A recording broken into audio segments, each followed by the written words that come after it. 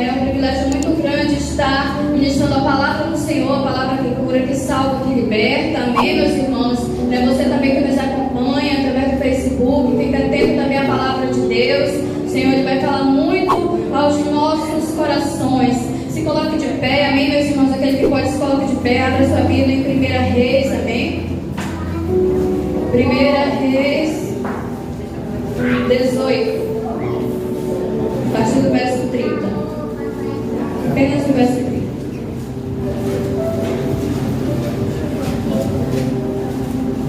Primeira vez, 18, 30.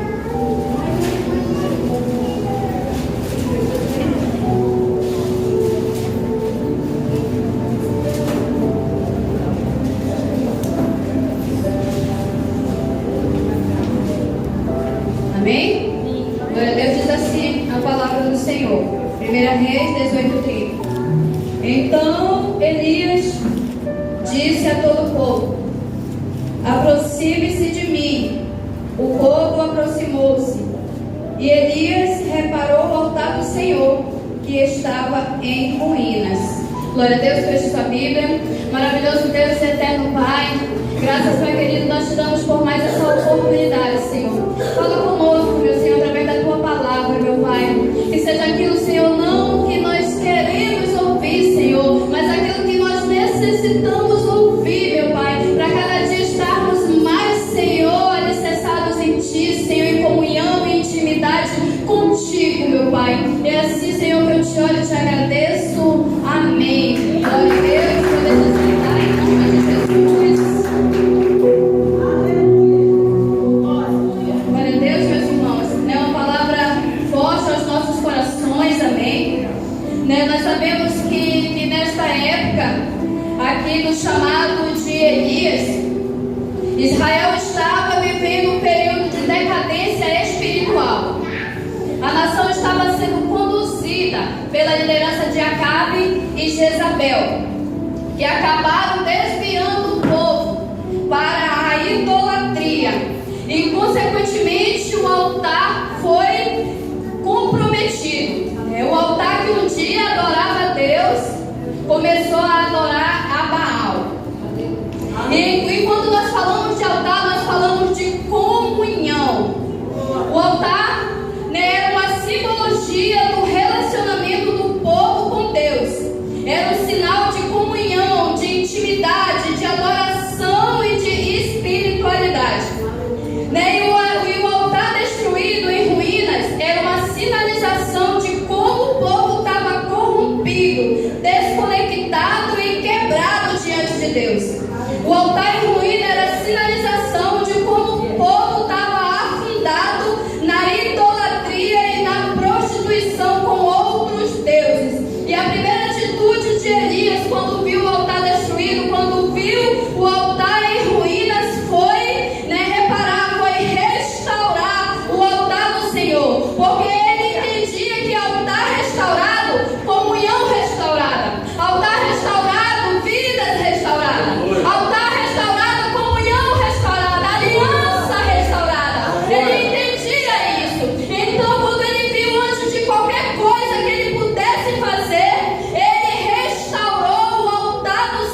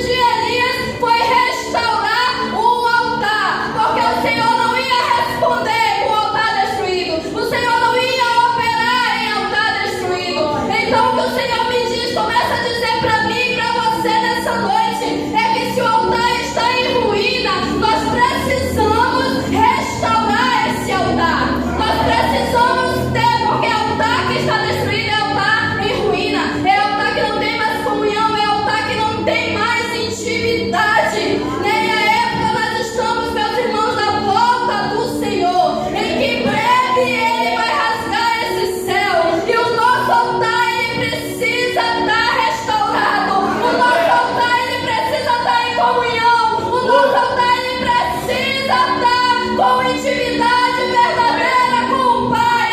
Muitas vezes nós falamos: Senhor, por que tu não responde? Senhor, por que tu não opera nessa causa? Será que é porque o altar está em ruínas? Será que é porque a comunhão está em ruínas? Será que é porque a intimidade está em ruína? Então Ele nos diz nessa noite: repara o altar e com fogo eu responderei. Glória a Deus, aleluia, Jesus. Glória a Deus. Aleluia.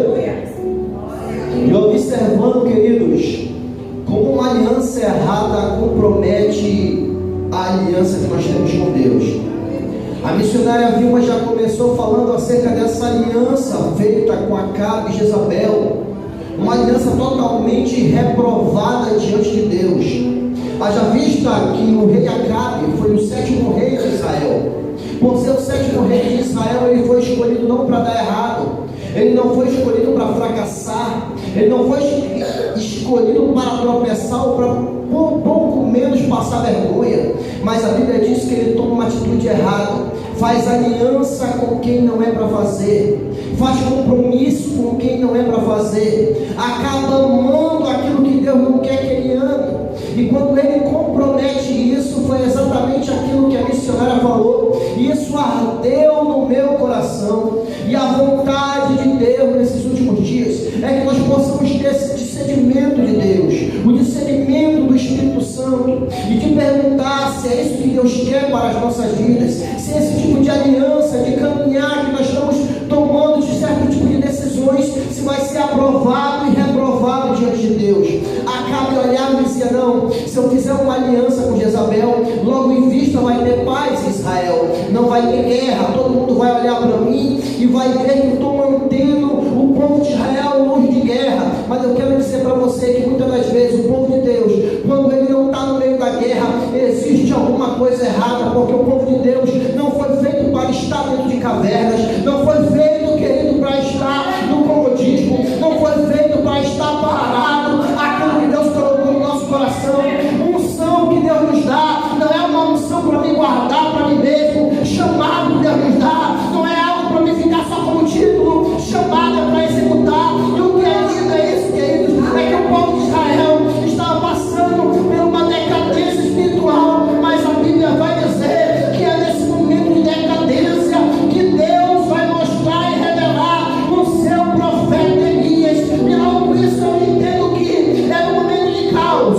é um momento de decadência, quando tudo parece que não tem solução. Deus tem os seus profetas para levantar nesse tempo. Deus tem alguém para levantar e dizer: ainda tem alguém que não se dobrou, ainda tem alguém que eu posso usar, ainda tem uma mulher daquela casa que ora, ainda tem uma mulher daquela casa que ora, ainda tem alguém que eu possa levantar para usar. E quem sabe não tem aqui nessa noite Elias, queridos, que Deus está dizendo para você. Talvez você olhe para a sua situação, para a sua família, talvez você olhe para tudo que você está vivendo. Esse ano já não começou bem para você, mas eu quero dizer para você: Deus é especialista em momento de caos. Deus revelar os seus profetas para glorificar o seu nome. Deus é especialista em tirar da gaveta, aleluia, os seus planos de restauração para que o seu nome venha a ser glorificado. E a Bíblia vai dizer que Deus ele levanta Elias, queridos, da cidade de Tisbe. A Bíblia vai dizer: Deus levantou Elias, o tisbita, observando e estudando a região geográfica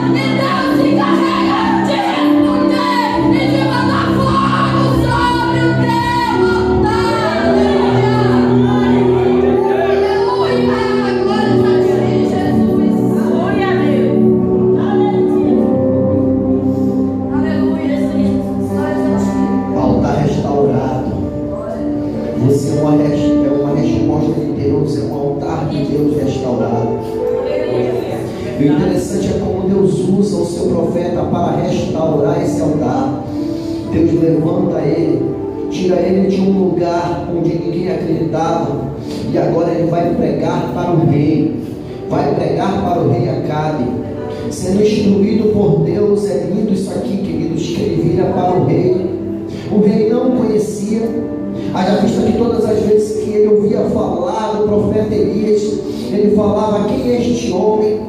Ele só conhecia Elias simplesmente como Elias se vestia com o cinturão, ao ponto de uma passagem, quando alguém vai apresentar um recado que Elias manda para Acabe, ele pergunta como esse homem se veste, como ele é, e de repente o mensageiro vai dizer assim: ele tem um cinturão de ouro.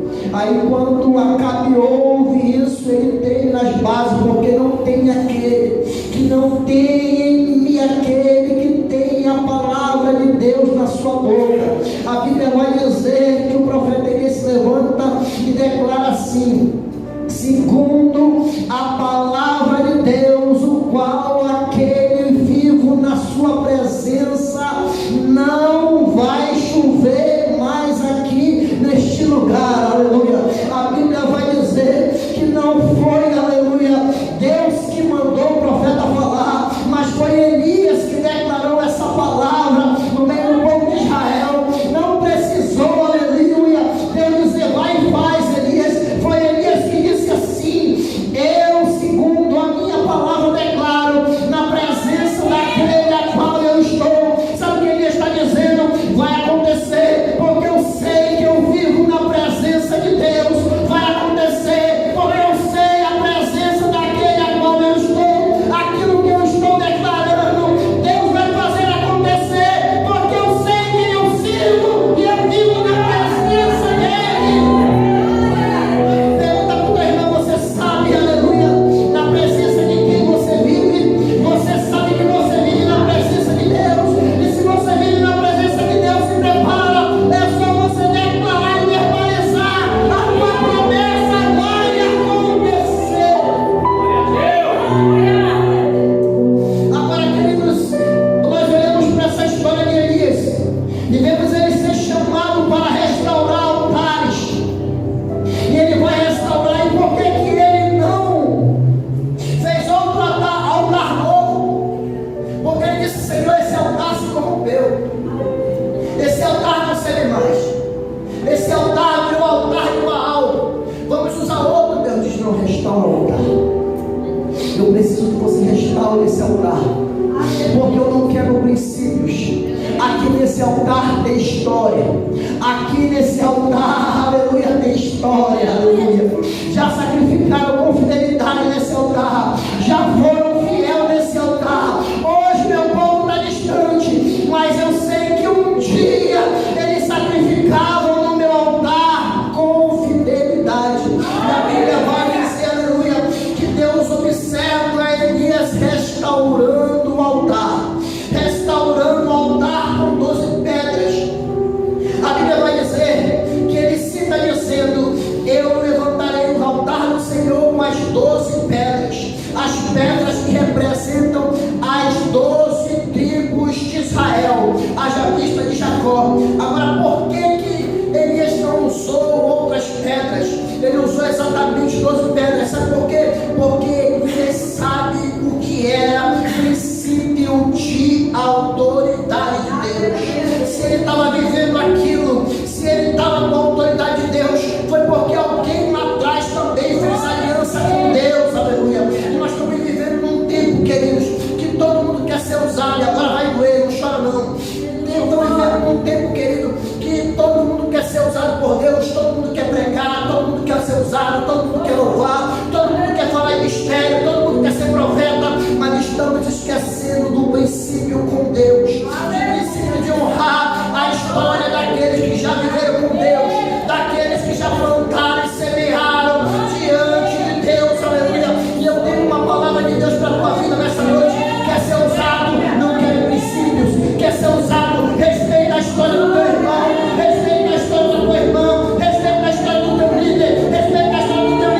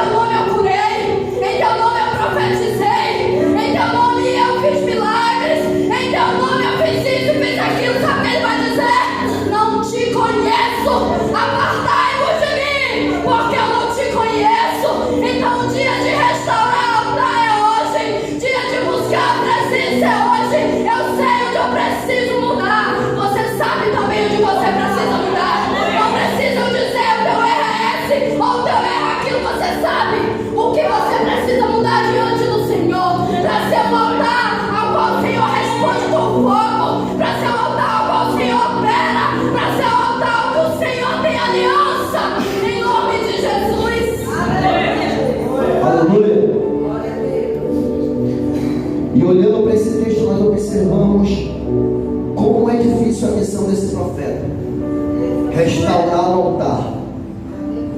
Nós passamos por cima desse livro e parece que é fácil essa missão, mas restaurar o altar, chamar a atenção do povo que está errado, para o povo poder se consertar, não é missão fácil.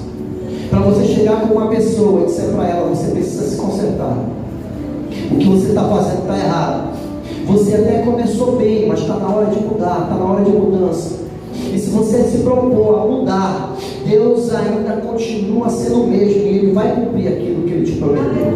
É essa a missão do profeta Elias, falando para o povo: vamos restaurar o altar, vamos tomar uma decisão nesse dia, vamos tomar uma decisão diante de Deus. Vocês estão indo por um caminho totalmente errado, vocês estão indo por um caminho que não está agradando ao Senhor, e é o momento de vocês restaurarem. Ou seja, Deus quer simplesmente, com essa atitude de Elias, com esse movimento que Elias está fazendo, convidando para o desafio os profetas de Baal, para que faça que o fogo desça do céu e testifique que só o Senhor é Deus dentro desse povo. Qual é o intuito? Qual é o momento que Deus está esperando? É que o povo venha entrar na brecha, é que o povo venha entrar em posição. E sabe, queridos, entrar na posição não é fácil, colocar um povo na posição não é fácil, colocar alguém na posição, organizar pais e mães que me ouvem, líderes, homens e mulheres de Deus que me ouvem. Não é fácil você colocar os liderados no plumo, não é fácil você colocar a sua casa no plumo, no jeito que Deus quer. Você sabe como é difícil. Você fala uma coisa e as pessoas não ouvem. Por quê? Porque você vai dar de confronto àquilo que ela quer fazer segundo a sua vontade. E Deus está usando o profeta aqui para colocar todo mundo na brecha, no centro da vontade de Deus. E quando eu estava estudando acerca desse texto, falando em restauração, queridos, me veio à minha mente lá no meu trabalho, que durante o final desse ano teve uma restauração por lá. Contratamos alguns carpinteiros, eles começaram a tirar os móveis antigos, os móveis que estavam cheios de barato,